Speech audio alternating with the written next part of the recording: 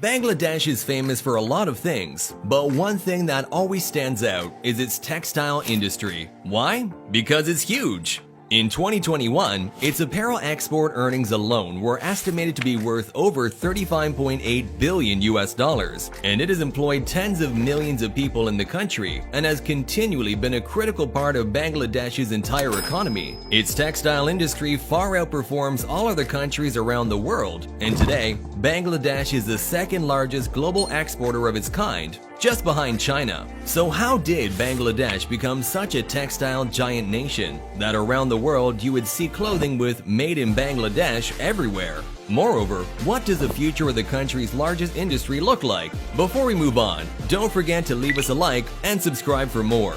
Textiles, garments, and so on have been here for quite some time already, and Bangladesh also has a history about it that dates back centuries. But it was only recently that it became an export-driven billion-dollar industry for Bangladesh. The garment industry first started to see a transformation around the 1980s. It was only before this decade that a man named Nurul Kader Khan, a so-called pioneer of the country's garment industry, it was in 1978 that he sent over 130 trainees all the way to South Korea to learn about these ready-made garments, or RMG, and soon after launched the first export-oriented enterprise named Desh Garments. As entrepreneurs and businessmen alike saw potential on the RMG, Bangladesh garment factories rose one after another. Moreover, the majority of those 130 trainees that were sent to South Korea eventually built their own textile exporting firms. The total exports of the RMG in the 1980s were rising and were currently valued at around $3.5 million. But in 2007, it grew to over $10.7 billion and accounted close to over 80% of the total exports of the country around those years. Eventually, this giant industry would become a source of development, prosperity, and economic activity for the nation. Today, around 5,000 RMG firms are operating in Bangladesh, contributing to the very lives of society. It has consistently grown year by year, and even the latest statistics from July to January of 2021 to 2022 saw 30% growth to its major sectors. The biggest importers of Bangladesh's garments are the European Union and the United States, with more than 80% of the total exports of the country, suggesting that the customers may even come from the farthest countries in the world. Although there has been changes as of recently, India, its neighboring giant nation, is seeing major growth in importing these garments, with estimates suggesting over 50%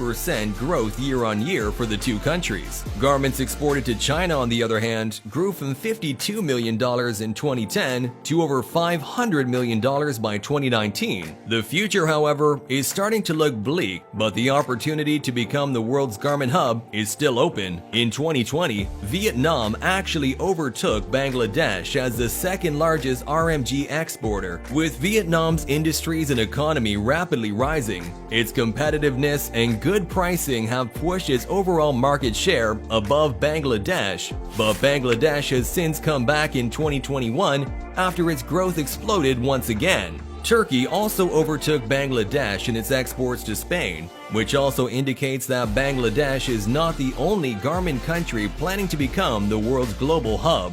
As competitors rise and governments, businessmen alike see the potential of becoming a garment export-oriented nation, Bangladesh's textile industry growth may see a very threat to its industry. But we believe that Bangladesh is in the right position to still rise. It is estimated that by 2025, the country has the potential to have a $100 billion export potential. Getting there will need a lot of work. First, we think that Bangladesh's government must continuously provide incentives to its local and foreign players. Promoting cheaper and better garments around the world will help its industry grow further. Constructing better power-generating infrastructure, such as the Rupur nuclear power plant, will help bring down costs. Likewise, approaching its neighboring countries such as India will bring a massive untapped market for the country.